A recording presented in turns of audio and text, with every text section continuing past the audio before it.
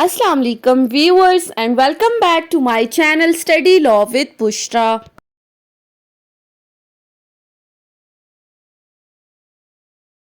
So we were discussing Civil Procedure Code 1908. We have discussed up till section 59. In this video we are going to discuss section 60. But before starting the discussion, I request you all to please subscribe to my channel and don't forget to press the bell icon for latest updates. Do share this video with your friends and don't forget to comment your feedback. So let's move towards the discussion. Section 60 of CPC basically deals with the topic of property liable to attachment and sale in the execution of the decree. कि decree की execution में वो कौन सी ऐसी property है जिसको आप attach या सेल कर सकते हो। अब सेक्शन 60 की अगर आप क्लॉज 1 को देखें तो क्लॉज 1 कहती है the following property is liable to attachment and sale in the execution of the decree. कि कौन कौन सी ऐसी प्रॉपर्टीज हैं जिनको सेल या अटैच करके डिक्री की एग्जीक्यूशन कराई जा सकती है। So number 1, lands, houses or other buildings, goods, money, bank notes, checks, bills, exchange, hundis, promissory notes, government securities, bond or other securities, debts, share in corporation, movable, immovable property belonging to the judgment debtor or over which or profits of which he has a disposing power which he may exercise for his own benefit. अब पहली clause में कहा गया है कि कोई भी जमीन, कोई भी घर या कोई भी buildings, banks notes, cheques, bill of exchange, hundis, promissory notes, government securities, securities for money या कोई भी दूसरी securities, debts, share in corporation या कोई भी दूसरी प्रॉपर्टी, चाहे वो मूवेबल है या इमूवेबल प्रॉपर्टी है, और अगर तो जजमेंट डेटर ने अपनी कोई भी प्रॉपर्टी किसी दूसरे बंदे को ट्रांसफर की है तो उन तमाम प्रॉपर्टीज को सेल या अटैच करके डिक्री की एग्जीक्यूशन कराई जा सकती है। अब ये फर्स्ट जो क्लॉज थी वो बता रही थी कि कौन सी प्रॉपर्टीज हैं जिनको हम सेल या अटैच करके डिक्री की एग्जीक्यूशन करा सकते हैं। इसके साथ एक प्रोवाइजो अटैच की गई है जो हमें ये बताती है कि वो कौन कौन सी ऐसी प्रॉपर्टीज हैं या कौन कौन से ऐसे पर्टिकुलर्स हैं जिनको सेल या अटैच करके डिक्री की एग्जीक्यूशन नहीं कराई जा सकती, जो एग्जीक्यूशन ऑफ द डिक्री में नहीं यूटिलाइज होंगे। So number 1, all the necessary wearing apparels, cooking vessels,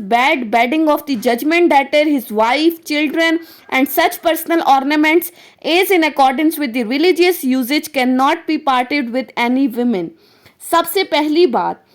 कि ज़रूरी क्लॉथ्स जो हैं, खाने के बर्तन, बेड या बेडशीट्स वगैरह या कोई भी ऐसे ऑर्नामेंट्स जो किसी विमेन के रिलीजियस यूज़ में आते हैं, ऐसी किसी भी चीज़ को आप सेल या अटैच करके डिग्री की एग्जीक्यूशन में यूटिलाइज नहीं कर सकते। यानी कि जो पहनने के ज़रूरी कपड़े हैं, बर्तन, अब इन चीज़ों को तो आप सेल या अटैच नहीं कर सकते डिग्री की एग्जीक्यूशन के लिए। सेकेंडली,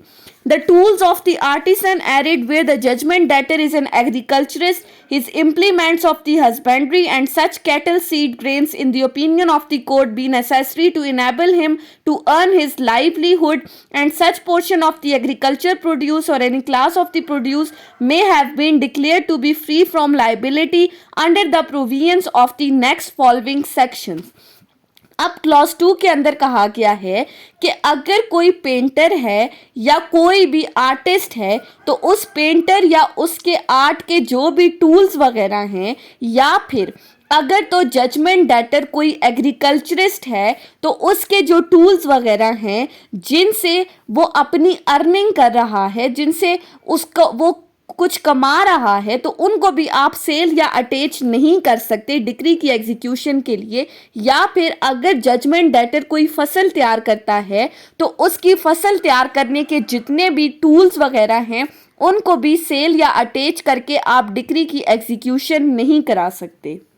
नेक्स्ट है हमारे पास houses and other buildings with the materials, the sizes thereof and the land immediately appurtenant thereto and necessary for their enjoyment belonging to an agriculturist and occupied by him. Third में कहा गया है कि कोई भी ऐसी बिल्डिंग या कोई भी ऐसे हाउसेस जिनको जजमेंट डेटर ने किसी एग्रीकल्चरिस्ट या लेबर्स वगैरह के लिए बनाए हैं और वो लोग इसके अंदर रहते हैं, तो ऐसी किसी भी हाउस या बिल्डिंग को आप अटैच नहीं कर सकते। Fourthly, books of the accounts, कि जजमेंट डेटर का अगर कोई बिजनेस है और उस बिजनेस में उसके जो बुक्स ऑफ अकाउंट्स हैं उनको भी आप सेल या अटैच करके डिक्री की एग्जीक्यूशन नहीं करा सकते। Next is a mere right to sue for damages. अगर तो जजमेंट डेटर ने किसी कोर्ट में कोई सूट फॉर डैमेजेस फाइल किया है तो आप ये नहीं कह सकते कि इस सूट की जो डिक्री जारी होगी, डिक्री जारी होने के बाद जो भी अमाउंट इस जजमेंट डेटर को मिलेगी तो उसको सेल या अटैच करके हम डिक्री की एग्जीक्यूशन करवा लेंगे, ऐसा नहीं है। Next is any right of the personal services. Personal services का जो राइट है उसको भी अटैच नहीं किया जाएगा डिक्री की एग्जीक्यूशन कराने के लिए। नेक्स्ट है हमारे पास stipends and gratitudes allowed to pensioners of the government or payable out of any service family and the cost of the arrest to the officer arresting him, such officer shall at once release him. कि जो भी वजीफे वगैरह हैं या ग्रेटिट्यूड्स हैं या government officers की जो भी पेंशन्स हैं उनको भी सेल या अटैच नहीं किया जाएगा। या फिर अगर तो प्रोविंशियल गवर्नमेंट ये चीज़ नोटिफाई कर देती है, एक लिस्ट बता देती है कि इन चीज़ों को आप सेल या अटैच करके डिक्री की एग्जीक्यूशन नहीं करा सकते, तो फिर उन तमाम चीज़ों को सेल या अटैच करके डिक्री की एग्जीक्यूशन नहीं कराई जाएगी। Next is the wages of the laborers and domestic servants whether payable in money or any kind, कि जजमेंट डेटर के घर के जो मुलाजिम वगैरह हैं, जो लेबर्स वगैरह हैं, उनकी जो सैलरी है चाहे वो उन्हें पैसों की फॉर्म में मिल रही है या किसी और काइंड में मिल रही है तो उस सैलरीज को भी अटैच करके डिक्री की एग्जीक्यूशन नहीं करा सकते। नेक्स्ट है salary to the extent of the first 100 rupees and half of the remainder. अब ये सैलरी से रिलेटेड बता रहा है कि अगर सैलरी की अटैचमेंट करनी है तो वो किस तरह से होगी कि सैलरी के जो पहले 100 रुपीज हैं और उसके बाद जो हाफ ऑफ दी सैलरी है उसको छोड़ के बाकी रिमेनिंग सैलरी को अटैच करके डिक्री की एग्जीक्यूशन कराई जा सकती है। अब इसको हम एक एग्जांपल से देख लेते हैं। फॉर एग्जाम्पल एक बंदा है उसकी 200 रुपीज़ सैलरी है या फिर अगर एक बंदा है उसकी 400 रुपीज़ सैलरी है, तो इन दोनों सैलरीज में से जो पहले 100 रुपीज़ हैं यानी कि 400 में से 100 निकाले तो बाकी बच के 300, 200 में से 100 निकाले तो बाकी बच के 100। हर सैलरी में से पहले 100 रुपये, बाकी हाफ ऑफ दी सैलरी। 100 का हाफ कितना हो गया 50 और 300 का हाफ कितना हो गया 150। सो ये 150, 150 और जो 100 सैलरी में से निकाले हैं पहले 100 और बाकी की हाफ ऑफ दी सैलरी को छोड़ के जो रिमेनिंग सैलरी है यानी 100 में से 50 और 400 में से जो 150 रुपया है वो डिक्री की एग्जीक्यूशन के लिए अटैच किया जा सकता है, पहले 100 रुपये और बाकी हाफ ऑफ दी सैलरी को छोड़ के। नेक्स्ट इसके साथ एक प्रोवाइजो अटैच की गई है और वो प्रोवाइजो क्या कहती है,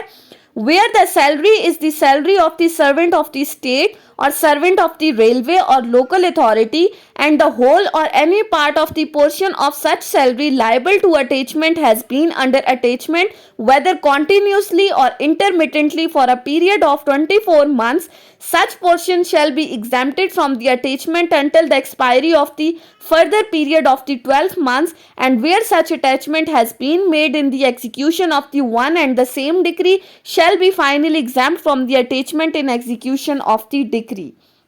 कि अगर कोई गवर्नमेंट सर्वेंट है या रेलवे सर्वेंट है या किसी भी लोकल अथॉरिटी का सर्वेंट है तो उस सर्वेंट्स की जो सैलरी अटैच होगी वो किस तरह से होगी कि सबसे पहले 24 मंथ्स तक की उसकी सैलरी अटैच की जाएगी और ये जो अटैचमेंट का तरीकाकार है ये बिल्कुल उसी तरीकाकार के मुताबिक होगी जो हमने अभी पिछली क्लॉज में पढ़ी, यानी कि सैलरी के पहले 100 रुपीज और उसके बाद जो हाफ ऑफ दी सैलरी है उसको छोड़ के बाकी जो रिमेनिंग अमाउंट है सैलरी के जो बाकी के पैसे हैं फिर उनकी अटैचमेंट की जाएगी इन गवर्नमेंट सर्वेंट, रेलवे या लोकल अथॉरिटी के सर्वेंट की। और ये जो अटैचमेंट है ये 24 मंथ्स के लिए कॉन्टिन्यूसली होगी या इन पार्ट्स की जाएगी। और अगर तो किसी और केस में उस जजमेंट डेटर के खिलाफ किसी भी तरह की कोई डिक्री आ जाए तो उस सिचुएशन में 24 मंथ्स गुजरने के बाद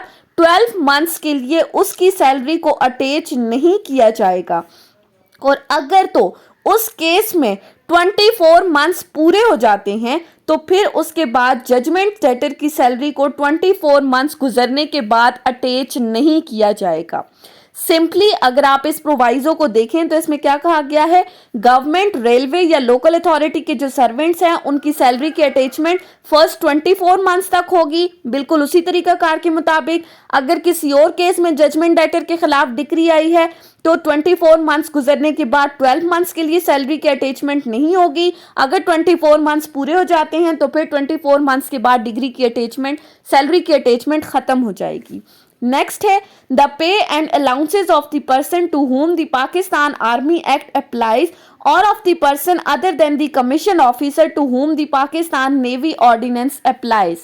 कि अगर तो किसी के कोई पे एंड अलाउंसेज हैं और उन पे एंड अलाउंसेस के ऊपर आर्मी एक्ट, नेवी एक्ट या एयर फोर्स एक्ट अप्लाई होता है तो फिर इन पे एंड अलाउंसेस को भी डिक्री की एग्जीक्यूशन के लिए अटैच नहीं किया जाएगा। नेक्स्ट है all the compulsory deposits and other sum in or derived from any fund to which the Provident Funds Act for the time being applies in so far as they are declared by the said act not to be liable to be attachment।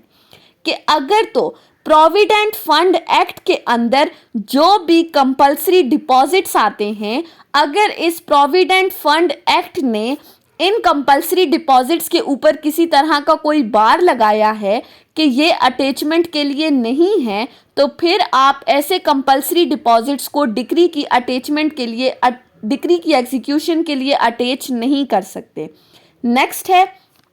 Any allowances forming the parts of the emoluments of the servant of the state, servant of the railway or local authority which the appropriate government may by notification in the official gazette declare to be exempt from the attachment, and any subsistence grants or allowances made to any servant while under suspension in an expectancy of succession by survivorship or other merely contingent or possible right or interest।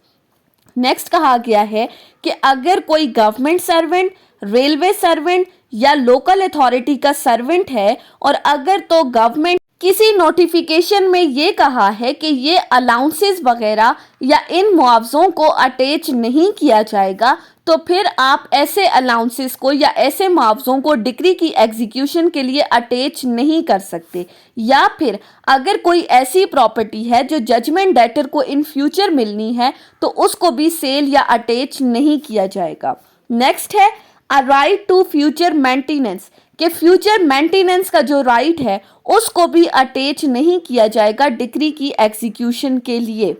Next है हमारे पास any allowances declared by any Pakistan law to be exempt from liability to the attachment or sale in the execution of the decree. कि अगर कोई law किसी तरह के allowances को एग्जाम्प्ट कर रहा है अटैचमेंट से तो फिर आप उनको भी अटैच करके डिक्री की एग्जीक्यूशन नहीं करवा सकते।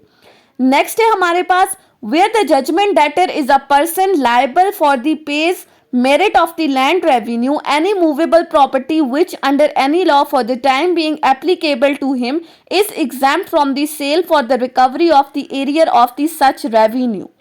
इसमें कहा गया है कि अगर तो जजमेंट डेटर ने लैंड रेवेन्यू पे करना है, वो लैंड रेवेन्यू पे करने के लिए लायबल है और उसकी साथ में कोई मूवेबल प्रॉपर्टी है जिसको किसी लॉ ने एग्जाम्प्ट किया है कि इसको डिक्री की एग्जीक्यूशन में अटैच नहीं किया जाएगा तो फिर ऐसी जो भी property, movable property judgment debtor की एग्जाम्प्टेड है उसको भी आप सेल या अटैच करके डिक्री की एग्जीक्यूशन नहीं करवा सकते। अब इसी के साथ इस सेक्शंस के अंदर कुछ एक्सप्लेनेशंस को डिस्कस किया गया है। अब वो एक्सप्लेनेशंस क्या कहती हैं? Number 1, The particulars mentioned in clause G, H, I, J, L and O are exempt from the attachment or sale whether before or after they are actually payable, and in case of the salary other than the salary of servant of state, servant of railway or other local authority, the attachable portion is exempt from the attachment until it is actually payable. Explanation 1 कहती है कि वो तमाम चीज़ें जो हमने clause G, H, I, J, L और O के अंदर डिस्कस की हैं, जिनको एग्जाम्प्ट किया गया है, अब भले वो सैलरी जजमेंट डेटर के अकाउंट में आ चुकी है या अभी तक नहीं आई, या अभी तक उस सैलरी ने जजमेंट डेटर के अकाउंट में आना है, तो ऐसी किसी भी सैलरी को आप अटैच नहीं कर सकते डिक्री को एग्जीक्यूट कराने के लिए। और अगर तो जजमेंट डेटर कोई गवर्नमेंट सर्वेंट है, किसी रेलवे का सर्वेंट या किसी लोकल अथॉरिटी का सर्वेंट नहीं है, और इसके अलावा जितने भी दूसरे सर्वेंट्स हैं उनकी जो भी सैलरी होगी उसको तब तक अटैच नहीं किया जाएगा जब तक कि वो सैलरी उन गवर्नमेंट सर्वेंट को नहीं मिल जाती। यानी कि ऊपर हमने बात की, अब वो सैलरी उसके अकाउंट में आनी है या आ चुकी है, इसको अटैच नहीं किया जाएगा, लेकिन दूसरे सर्वेंट्स की सैलरी तब तक अटैच नहीं होगी जब तक वो उनको रिसीव ना हो। एक्सप्लेनेशन 2 कहती है इन clauses H and L, salary means the total monthly emoluments excluding any allowances declared to be exempted from the attachment under the provisions of the clause L derived by the person from his employment whether on duty or leave. Explanation 2 कहती है कि salary से मुराद total monthly एमलमेंट्स हैं, और इसके अलावा जो clause L में अलाउंसेस को डिस्कस किया गया है जो कि एग्जेम्प्टेड हैं डिक्री की एग्जीक्यूशन में अटैचमेंट के लिए, तो उनको सैलरी के अंदर इंक्लूड नहीं किया जाएगा। एक्सप्लेनेशन 3 क्या कहती है in clause I the appropriate government means as respects any person in the service of the government, servant of the railway, cantonment authority or the port authority of the port, the central government, and as respect any other servant of the state or local authority, the provincial government. अब explanation 3 में appropriate government को discuss किया गया है कि अगर कोई बंदा किसी गवर्नमेंट, किसी रेलवे अथॉरिटी या किसी कैंटोनमेंट बोर्ड का सर्वेंट है या किसी भी लोकल अथॉरिटी या प्रोविंशियल गवर्नमेंट का सर्वेंट है, तो इन तमाम अथॉरिटीज़ को एप्रोप्रिएट गवर्नमेंट के अंदर इंक्लूड किया गया है। अब इसी सेक्शन 60 के साथ क्लॉज 2 में हमें क्या बताया गया है, nothing in this section shall be deemed to exempt the houses and other buildings with the materials and the sites thereof and the lands immediately appurtenant thereto and necessary for their enjoyment from the attachment or sale in the execution of the decree for the rent of any such house, building, site or land. अब ऊपर हमने कहा था कि कोई भी house, building या land है उसको आप डिक्री की एग्जीक्यूशन के लिए अटैच नहीं कर सकते, लेकिन यहाँ पर कहा गया है कि अगर तो जजमेंट डेटर का कोई लैंड, हाउस या बिल्डिंग है जिससे इसको किसी भी तरह का कोई रेंट मिल रहा है, तो ऐसे हाउस या बिल्डिंग्स को आप डिक्री की एग्जीक्यूशन के लिए अटैच कर सकते हो, लेकिन उन बिल्डिंग्स के अंदर जो टेनेंट है उसको किसी भी तरह का कोई भी नुकसान नहीं पहुंचाया जाएगा। यानी कि रेंट से रिलेटेड अगर कोई भी डिक्री पास की गई है इन बिल्डिंग से रिलेटेड, तो फिर आप उन बिल्डिंग्स को डिक्री की एग्जीक्यूशन के लिए अटैच कर सकते हो। सो ये थी हमारी आज की डिस्कशन सेक्शन 60 के ऊपर, जिसमें हमने क्लॉज 1 को डिस्कस किया कि कौन सी ऐसी प्रॉपर्टीज हैं जिनको आप सेल या अटैच करके डिक्री की एग्जीक्यूशन करा सकते हो। फिर एक प्रोवाइजो को डिस्कस किया जिसमें हमने कहा कौन सी प्रॉपर्टीज हैं जिनको आप सेल या अटैच नहीं कर सकते, वो प्रॉपर हमने एक लिस्ट को डिस्कस किया है। So that was all about section 60। I hope कि आपको ये लेक्चर समझ में आया होगा। अगर आपने इस वीडियो को अटेंटिवली सुना है तो अगर आपको ये वीडियो अच्छी लगी है तो इस वीडियो को लाइक करें, कमेंट करें और चैनल को जरूर सब्सक्राइब करें। Thank you so much for watching this video. Till then, अल्लाह हाफिज।